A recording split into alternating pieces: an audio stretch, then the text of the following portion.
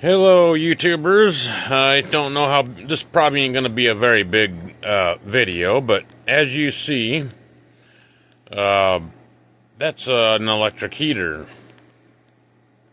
As you guys know from all my past videos, I am completely 100% off-grid solar. I have no city power. It's running off of all of that and those two batteries right now. My electric heater. Now, I can't run this 24/7. I mean, it's sunny outside, so like if it's nighttime, yeah, I could plug it in and I could run my batteries down if I want to at night, but this is until I get more battery banks built. I'm actually bringing in more power than I can store, so but it has enough power to run a lot of different things. Right now, I'm just taking the edge off. I got a wood stove, and I just need to change, and I don't want to change when it's chilly. So I decided to plug this in just to take the chill off just a little bit. And I decided to do a video on top of that. But you're not going to see a video of me changing, so don't worry about that, because you ain't going to get that lucky. So, anyways, I can't do it on YouTube anyways, and I wouldn't do it anyways. But I was just showing off the solar panels. Well, what a solar panel can do. And this is running at full blast. It takes about 11, let's see how many amps this thing is claiming that it is taken. We will go here to the menus. I'm doing this all with a cell phone camera, so that's all I got. So, wow. It's not taking anything from my batteries at all. Zero. See them arrows? Well, maybe it's taking an amp. But that's during the whole day. Okay, this one right here, where you see that solar panel, 3.1 amps, that's 500 volts. So there's different calculations that's going on down here. Everything is on amps right here that I set it on. Amps down here from the battery, amps to the output. This is 120 volts that's coming out, but it's using 11.6 amps at 120 volts. So that's why you could see 3.1 amps is less than 11.6. And yes, it is, but when you have 500 volts coming out here and you calculate the difference over here, that's why you can see that this thing is it's not taking anything out of my batteries, because it's a fully sunny day out. That's another thing I wanted to let you know about too. It'll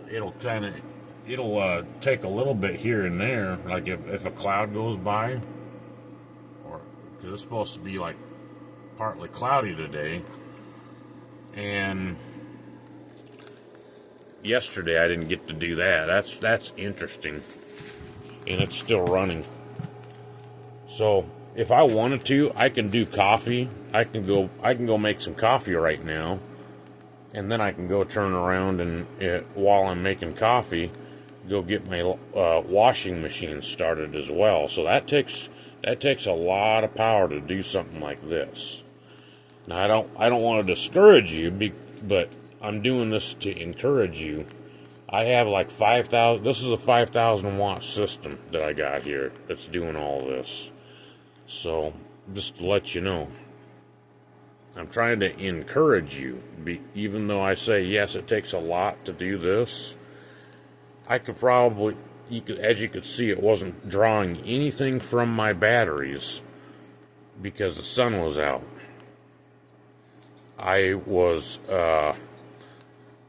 So that's why I could run this all day long on a perfectly sunny day. It might not charge my batteries until I turn this off, let my batteries get charged first, and then I can turn it on all day. And then it'll just run off of just the solar panels. So that's like half a day, just thinking about it, that I wouldn't have to pay for heat just with what I got. But eventually I have a plan to go do everything 24/7 off of solar the best I can.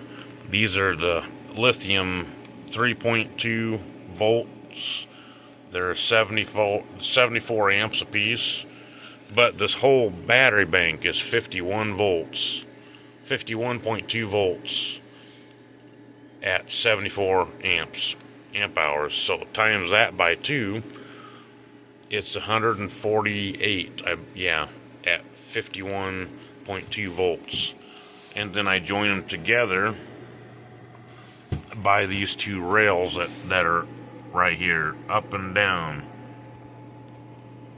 And then you can see that wire going to that, and then I can unplug that.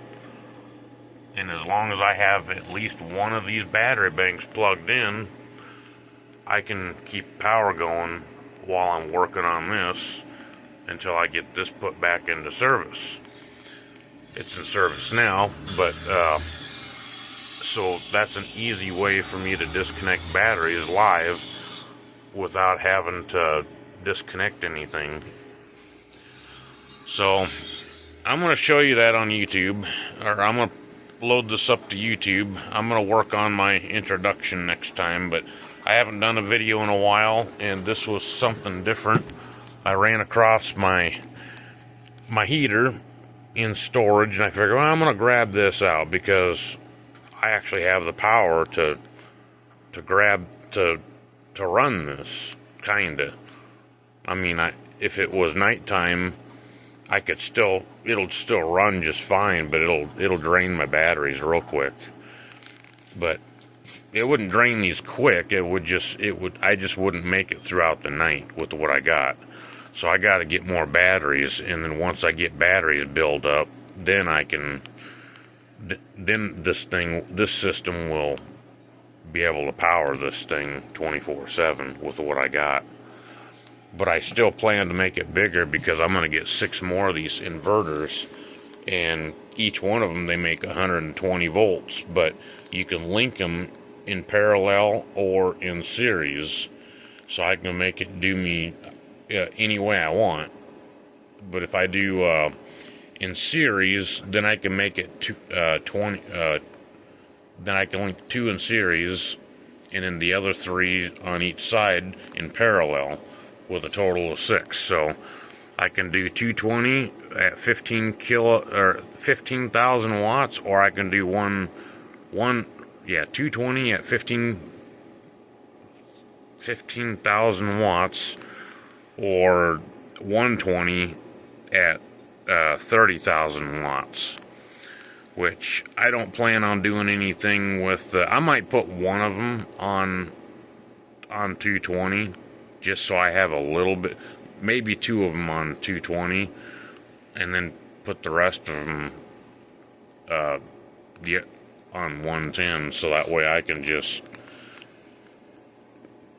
have a lot of power. I'll have the option of 220, and then I'll have most of it to 110. And because with this being 5,000 watts, I would rather, I usually run an inverter a quarter of what it's rated for.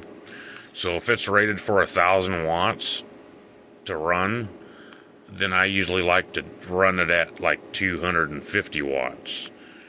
So 250 times 4 is 1,000. And that way it doesn't overrun the inverter and then burn it out. And that's what I really don't want to do, is burn out this inverter, because that's also my charge controller.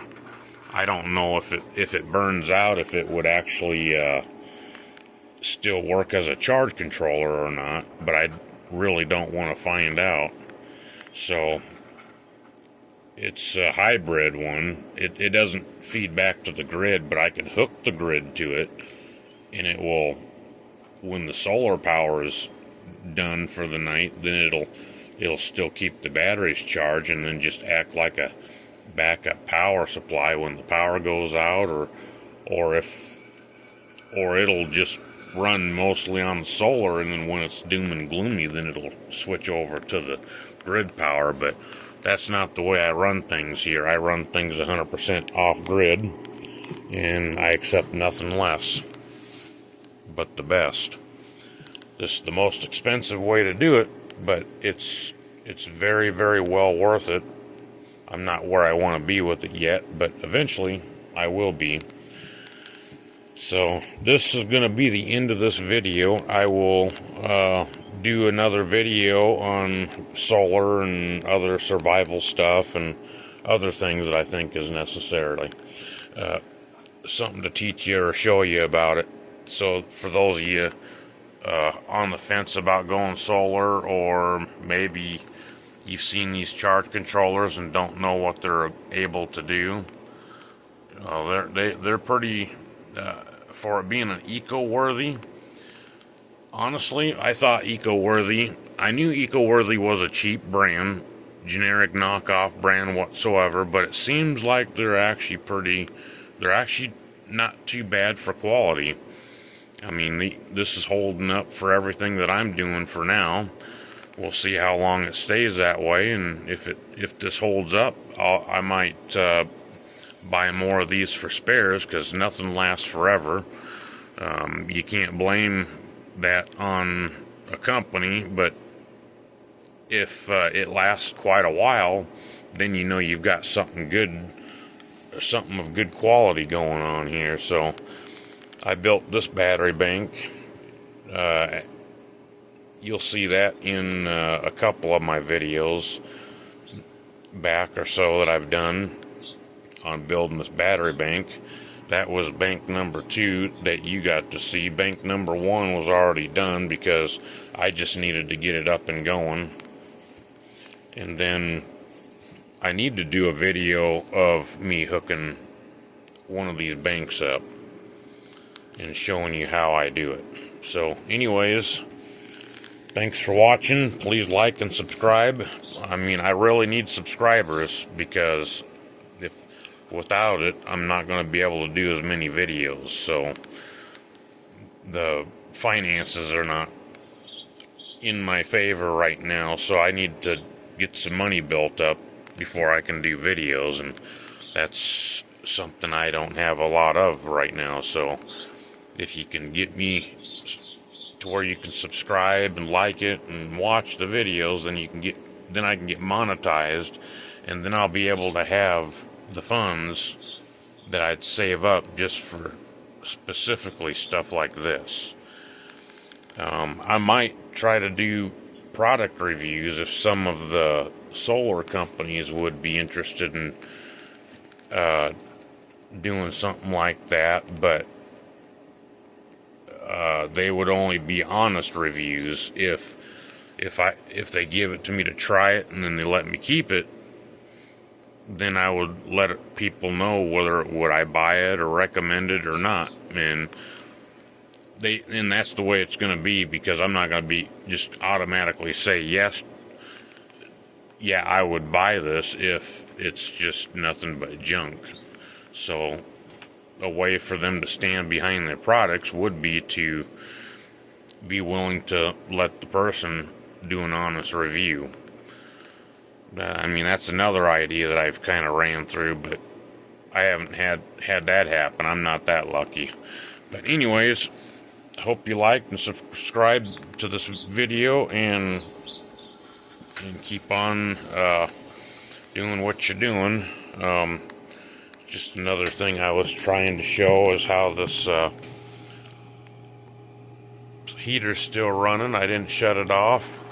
But I'm going to get ready to, I got to go someplace. I got an appointment. So this is just to take the chill off for me so I could change. So talk to you later. Have a good one.